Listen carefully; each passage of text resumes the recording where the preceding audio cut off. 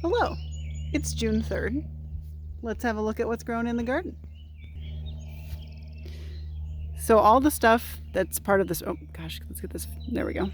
All the stuff that I planted for spring is coming into fruition really well.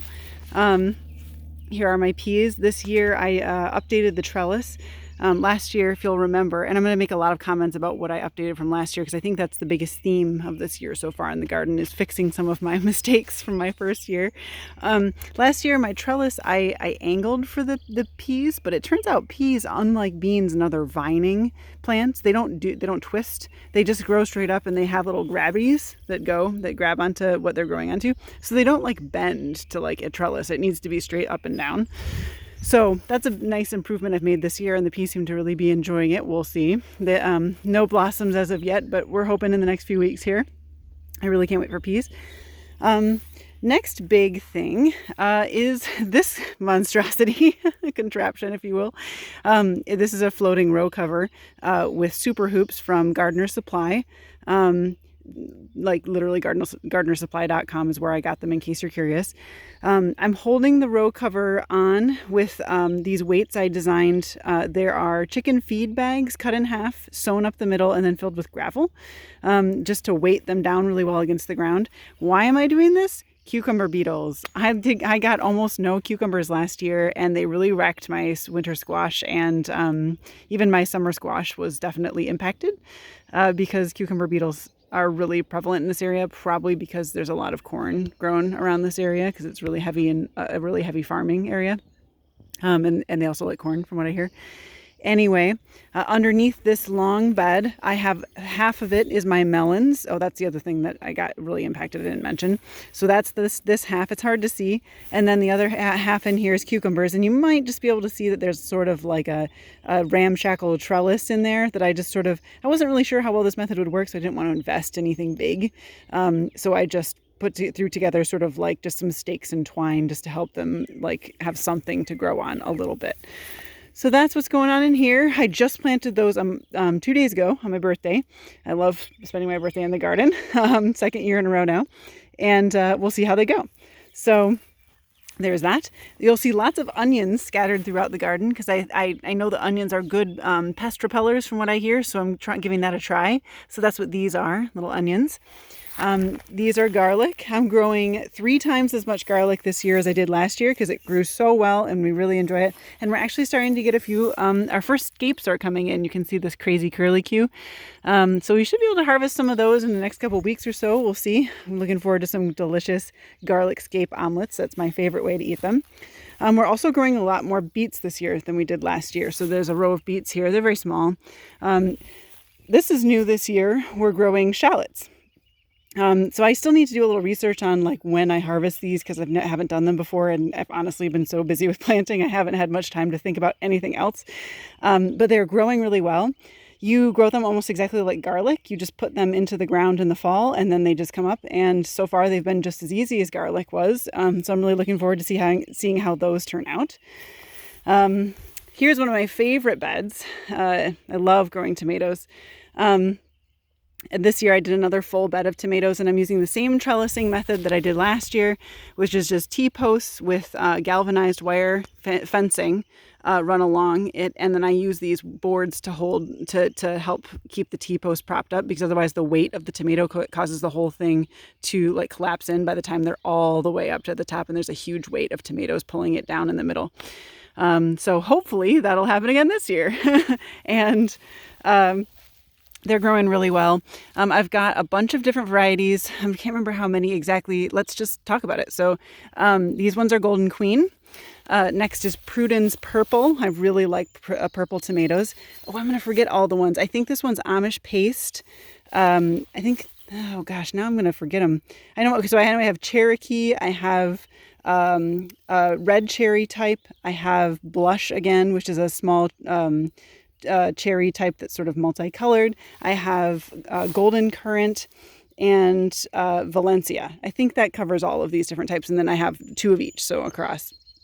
And I tried to stagger this year the cherries types and then the really big like beefsteaky heirloom types, because in my experience last year, the cherry types grow way taller and the other ones are like much wider and fatter.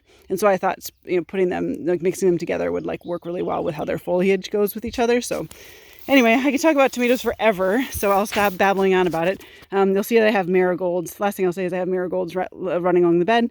I've heard from many, many sources that that's a really good way to attract beneficial bug predators into your garden, specifically for tomatoes, so that's why I have them on there. So I'm excited to see how these ones go, and hopefully I'll be tying them to this trellis soon. Moving on. This is where the cauliflower is this year. They're just little teeny tiny cauliflower babies right now. That's a cauliflower you see right there. I got to get some flea beetle traps in here because they love brassicas, and that's what a cauliflower is. Here's my main onion bed. These are all individual onions. I'm also growing onions as clusters this year. I'll show you that bed later. They are doing just really well this year. I think I really did a much better job of growing them as seedlings. I did a soil blocking this year, as opposed to using peat pots, and it worked beautifully. That was something I got from Eliot Coleman's The New Organic Gardener, or Grower. I can't remember. I think it's New Organic Grower. It's a great book. Just look up Eliot Coleman. Has a ton of good ideas in it, including this idea. So these are my watermelon. I am growing them under these. This is just like screen material. Oh my gosh, that's my first cucumber beetle. Wow, I can't believe it showed up while I was on video. And it was thwarted. Yes. Okay, so these screens are meant to thwart cucumber beetles who love cucurbits, of which watermelon is a variety. So you just take window screen material. That's all that is. It's just a big roll of that. You cut it into 16-inch strips, and then you sort of fold it into a little pyramid shape, and you like bury and or seal it up against the soil with bricks or whatever you got. And you grow it. What it says in the book is that you grow your cucurbits in there until their leaves are pressing up against the inside. And that's when you can finally let them go, because that's when they're big enough to sort of tolerate the pressure from the beetles. So we'll see how it goes. So far, I mean, I like how that beetle didn't get in there. So that's good. It's so interesting that I had that first one on camera. Anyway, here's more garlic. You can see it's doing really well. This is the cabbage bed this year. Again, these will look just like the cauliflower, just little cabbage babies coming up, doing just fine. Asparagus, we harvested, a couple meals worth of asparagus from this spring. I actually had some asparagus beetles show up a couple weeks ago. I got really nervous because, I know you probably already heard me go on about cucumber beetles a lot with it and how bad they were. And I was nervous that we were going to have the same problem with the asparagus beetles. I handpicked them one night, and then not to jinx it, I haven't seen very many since. So hopefully these are just really healthy plants and it wasn't too bad of an infestation. So I'm looking forward to next year when I can really take a decent amount out of here. Asparagus take a while to establish themselves, so you can't harvest a ton until like maybe pretty much your third year. Peppers. Isn't this fantastic? Remember last year I literally didn't have any, so we're already doing much better than that. This year the big difference was, there's two big differences for me this year. The first was I grew them with heat mats, which is just absolutely required for peppers. Wow, I can't believe how much the honeybees are going after the asparagus. That's interesting. Anyway, sorry, distracted. The second thing that I did was I did not bury the stems when I planted these. Unlike tomatoes, which you should bury all the way up to the first set of leaves, peppers you can't bury at all. And last year I buried their stems a bunch, and that will just cause the stems to rot and will kill the plant. So these guys are doing a lot better. So we have bell peppers for about 2/3 of the bed, and then hot peppers down here. Now you'll see a little bit of damage. We had a really late obnoxious frost this year. No one I know who lived in like a neighborhood got hit with frost, but I guess out here where it's a little bit less warm from all the houses and stuff, it was just cold enough that we got a frost. So luckily I actually had covered these and my tomatoes So they did pretty well, and I cut actually back most of the foliage that did get burned, but you can see just like there's like a little bit of damage on some of the remaining ones. But I'm hoping that it basically just like acted as a natural pruning method because it's good to prune peppers anyway, from what I hear, because it encourages a lot of growth on them. So peppers, more shallots. What else? Let's see. Oh, celery. Here's another thing that I wasn't able to grow at all last year that I'm doing really well with this year. The celery, I think, was the other thing that really benefited from me using a heat mat for my seedlings, because they really need a really wet, warm environment to grow well in. So I actually got 2 patches of celery in the garden, and they both seem to be doing pretty well. So I'm excited about that. This will be Swiss chard. It's planted. These are Brussels sprouts. I need to mulch them, but otherwise they're looking just wonderful. They just got put in the garden a couple days ago. Let's see here. We have where to go next. I'll show you the rest of this bed, then I'll show you the fruit garden. So this will be kale, but last year we seeded kale really early.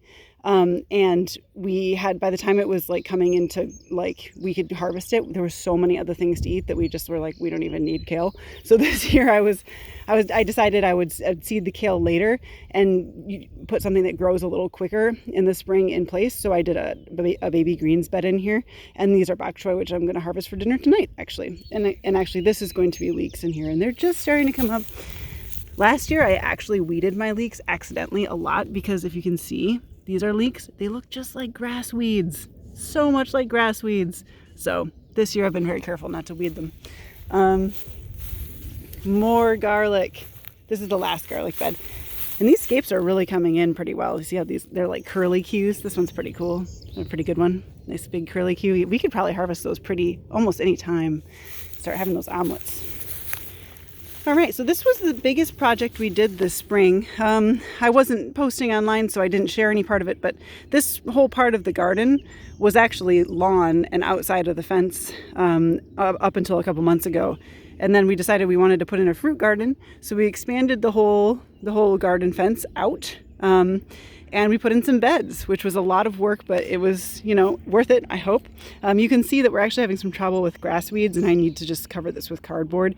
Grass really doesn't want to give up the ghost when you take its territory away, so we're really having to fight it back, but I think we'll win. Anyway, so we have 2 beds of strawberries. These are Jewel here, and they're doing really well. I already pulled all their flowers off this spring once, because you can't let any fruit flower its first year. It has to get established. These are Early Glow, which I've heard are like the tastiest strawberry variety that people tend to grow at home.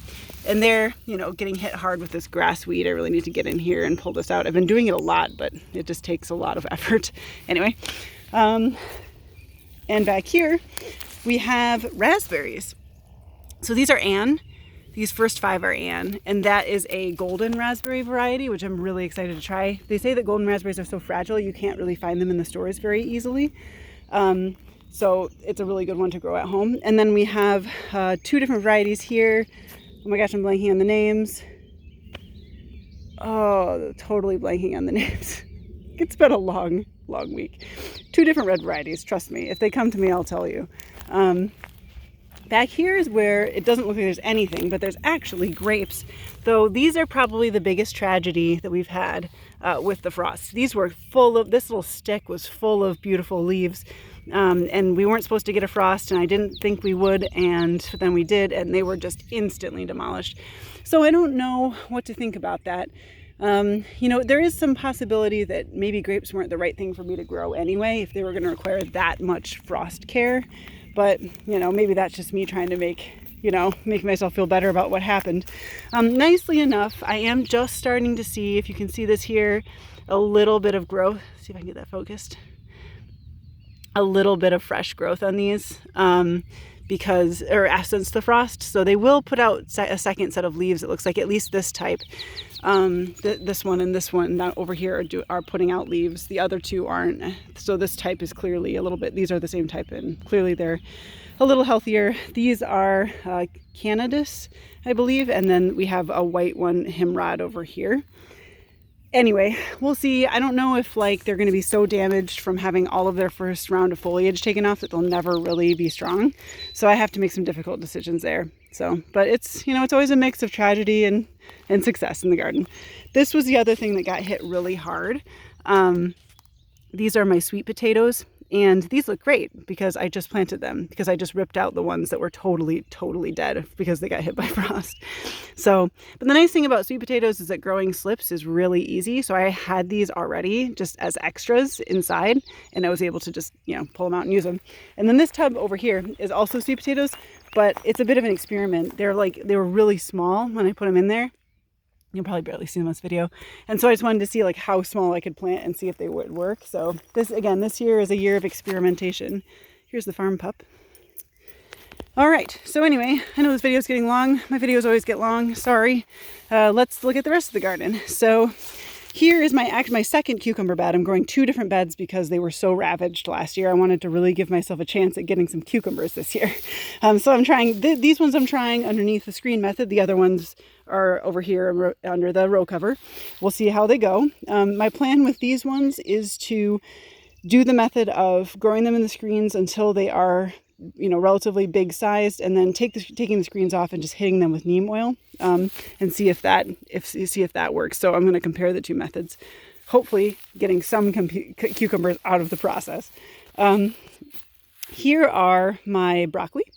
I just uncovered them. I grew them under a row cover for the first couple weeks after transplanting them into the garden, because last year I lost some to flea beetle pressure, because the flea beetles just go nuts over them. But they also get hit really hard by caterpillar damage, which I'm guessing is what this is. I don't know if you can see that. It's there, I'm standing in my own light here.